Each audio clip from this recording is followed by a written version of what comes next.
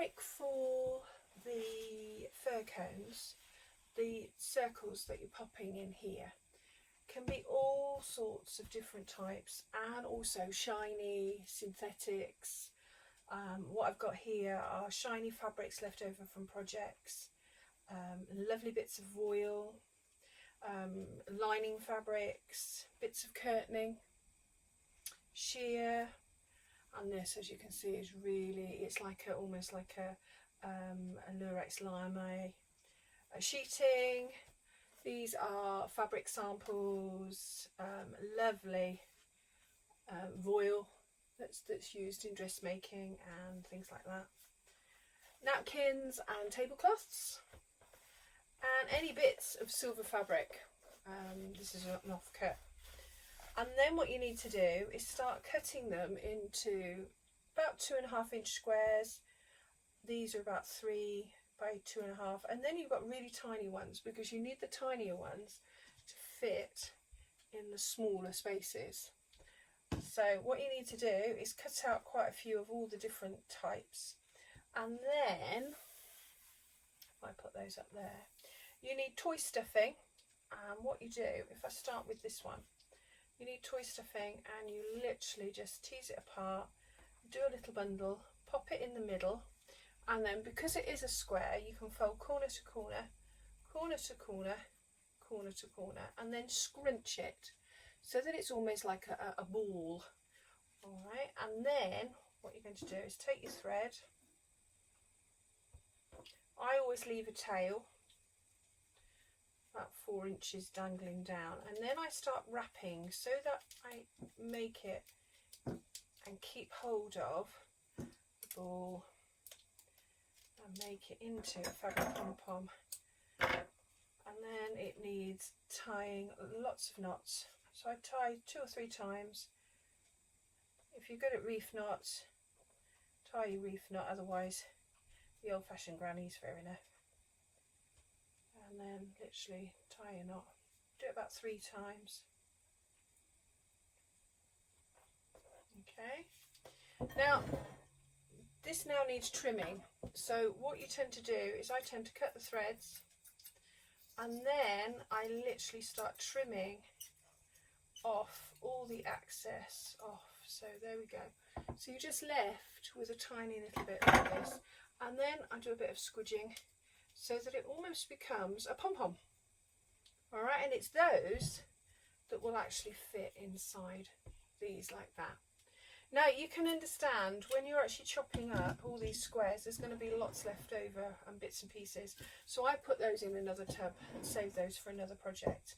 And the same with these, you end up when we've done all these, and you need to fill your bowl.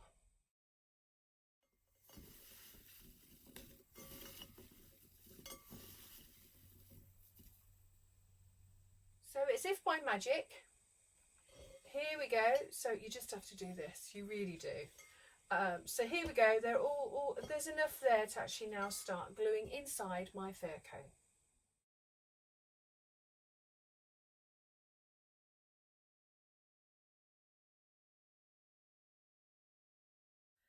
So here is the fir cone completely full of all the pom-poms that we made.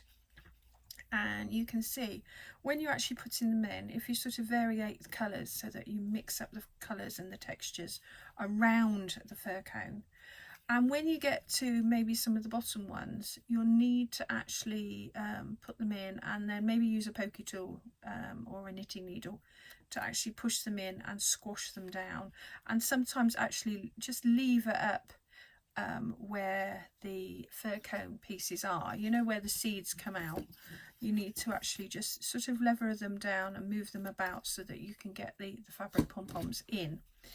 Now I'm going to use a napkin ring to actually put them on to display them, and then it's that thing of decorating. So if you think on here, I'm going to be using 2 Christmas decorations that I've broken up, and I'm going to put them together, and I'm going to put them on so that they look just something else when they're on display. And I love these ones with the bits of dangly pieces down. You can have broken jewellery, And of course you can go over and you can glitter, or you can use sprinkles. It depends on how decorated you want these. So there we go.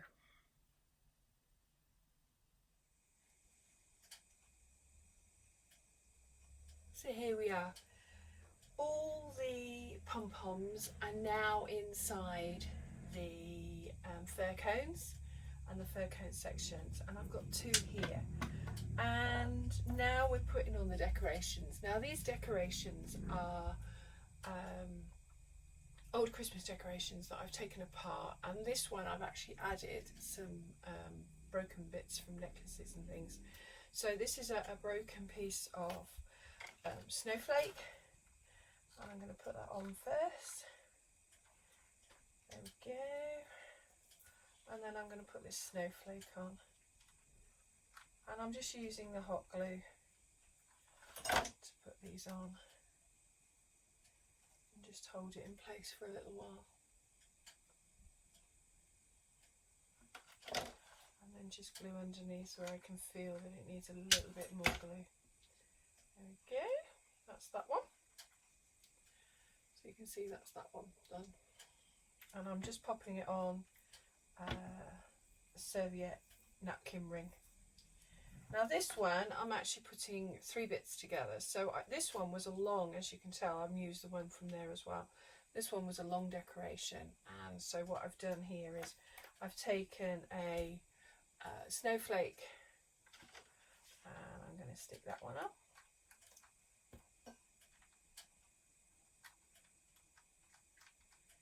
Need quite a bit of glue for this one because it's got a lot of glitter on, and the glitter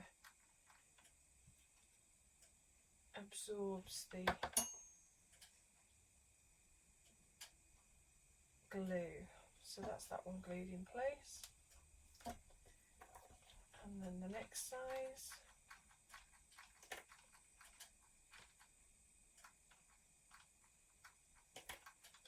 This one when the glue doesn't come through. There we go.